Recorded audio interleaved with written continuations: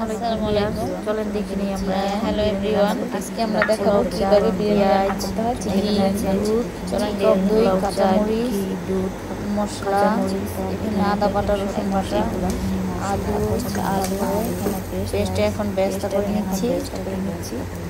তারপর বেরেস্তা করে তারপরে এখানে আছে। তারপর চলেন মাংসটা দিয়ে দেখে নিই। মাংসটা দেওয়ার পরে এটাকে আমি ভালোভাবে টক দই দিয়ে দিচ্ছি। টক দই দিয়ে যে বিরিয়ানি মশলাটা দিয়ে দিলাম। বিরিয়ানি মশলাটা দিয়ে তারপরে এটাকে ভালোভাবে নিয়ে নিই। চিকেনটা দিয়ে দিলাম, চিকেনটা মিশিয়ে নিচ্ছি। মিশিয়ে নেওয়ার পরে চিকেনটা দিয়ে মশলাগুলো দিয়ে দিলাম।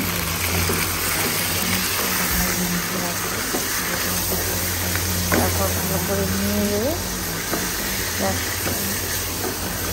সবগুলোর সাথে মিশিয়ে দিয়ে দিচ্ছি।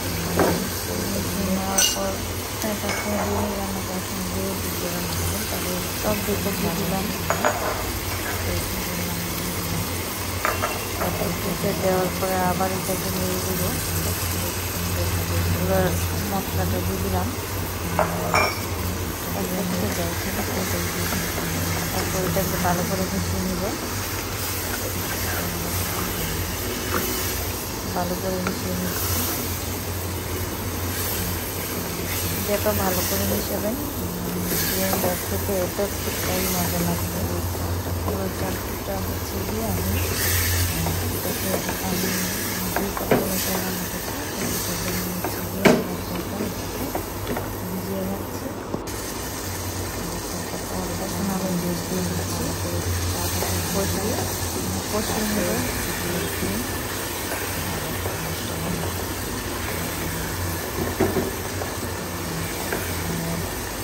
চালটাকে যখন আপনারা ভিজিয়ে রান্না করবেন তখন পোলাওটা অনেকটাই জল যায় হবে। আর যদি দেখা গেছে ডালের যদি জিনিসটা ভালো হয় সেই জন্য হচ্ছে গিয়ে আমি চালটা এটা এখন হচ্ছে গিয়ে আমি ধরেন পোলার চালটা এখন হচ্ছে আমি এটাতে একটু তেল দিয়ে দিলাম। তেল দিয়ে তারপর ঘি দিয়ে দিব। 1 টেবিল চামচ ঘি দিয়ে এটাকে আমি ঘি দিয়ে দিচ্ছি। ঘি দিয়ে দিচ্ছি।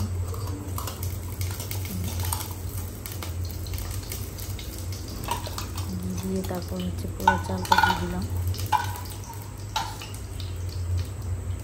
পোলাও চালটা দিয়ে দিলাম। পোলাও চালটা দিয়ে হচ্ছে গিয়ে এটা আমি ভালো করে ভেজে নিব।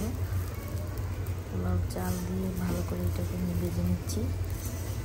এটাকে ভাজার পর হচ্ছে গিয়ে আপনারা দেখবেন এটা শব্দ হবে চালটা ভালো করে রাখা। গরম পানি দিয়ে দিচ্ছি। গরম তো ফুটন্ত পানি দিয়ে দিচ্ছি। নিয়ে সাথে মিশিয়ে দিলাম। মিশিয়ে দেওয়ার পর এটাকে এখন আমি দুধটা ঢেলে দিচ্ছি। দুধ ঢেলে দিলাম। 1/2 কাপ দুধ দিয়েছি। এখানে হচ্ছে গিয়ে আপনারা যতটুকু চাল দিবেন তার পরিমাণ মতন করে পানি। আমি 2 পট চালের জন্য যেমন 4 পট পানি লাগে, তো হচ্ছে গিয়ে 4 কাপ পানি দিয়ে দিচ্ছি। আর হচ্ছে গিয়ে 1 কাপ দুধ দিয়েছি। তো এখন আমি ঢাকা দিয়ে এটাকে আমি কিছুক্ষণের জন্য রেখে দিব। এখন আমি ঢাকনাটা উঠিয়ে নিলাম। দেখেন আমার পোলাওটা দুধ এবং চাল দুটোটাই টেনে নিয়েছে। কি সুন্দর চল হয়েছে। আলুটা দিয়ে দিচ্ছি। আলুটা দিয়ে তারপর আমি হচ্ছে যেই মাংসটা রান্না করে রাখছি বিরিয়ানি সেটা দিয়ে দিলাম।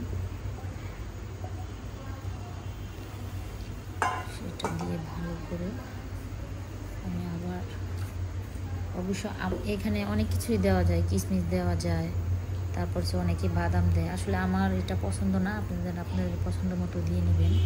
অবশ্য এটা আমার বাচ্চারা এটা খেতে পছন্দ করে না, তাই আমরা এটা দিইনি। এখন আপনার যদি যার ভালো লাগে সেইটা এটার সাথে অ্যাড করতে পারবেন।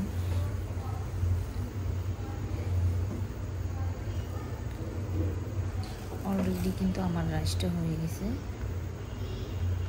দেখেন যে রাইসটা কি সুন্দর জর্জর হয়েছে।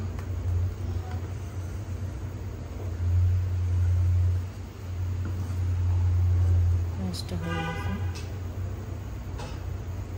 হচ্ছে। এখন আমি এটাকে আবার ঢাকা দিয়ে দিচ্ছি একটু দমে রাখার জন্য। এখন আমি এটাকে আমি দমে দিয়ে দিব। চুলার জালটা হালকা করে এটাকে আমি দমে দিয়ে তারপর এটার মধ্যে একটা তাওয়া বসাই দিয়ে তারপর হচ্ছে কি আমি এটাকে নেড়ে দিচ্ছি। আমার এই দেখেন পোলাও রান্না কিন্তু অলমোস্ট ডান হয়ে গেল। কি সুন্দর হয়েছে জর্জরে। আপনি কিন্তু আমার মতো করে ট্রাই করতে পারেন। অবশ্য পোলাওতে অনেক কিছুই মানে বিরিয়ানিতে অ্যাড করা যায়, অবশ্য আমাদের এগুলো ভালো লাগে না, তাই আমরা আমাদের মতো করে দিয়েছি।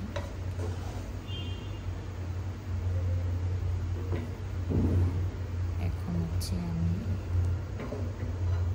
এটাকে আমি পরিবেশন করে দেখাচ্ছি আপনাদেরকে যে রাইসটা পোলাওটা কেমন হয়েছে।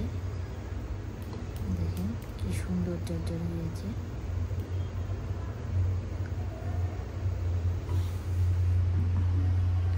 এটা একদম জর্জরে কি সুন্দর হয়েছে দেখছেন।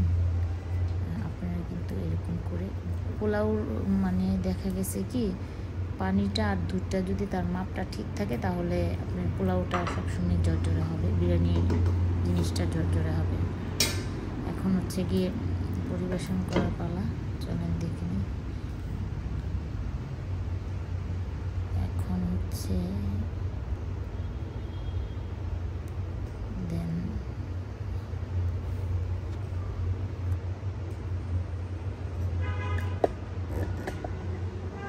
আমার চ্যানেলটাকে আপনারা ভালো লাগলে সাবস্ক্রাইব এবং লাইক করে দিবেন।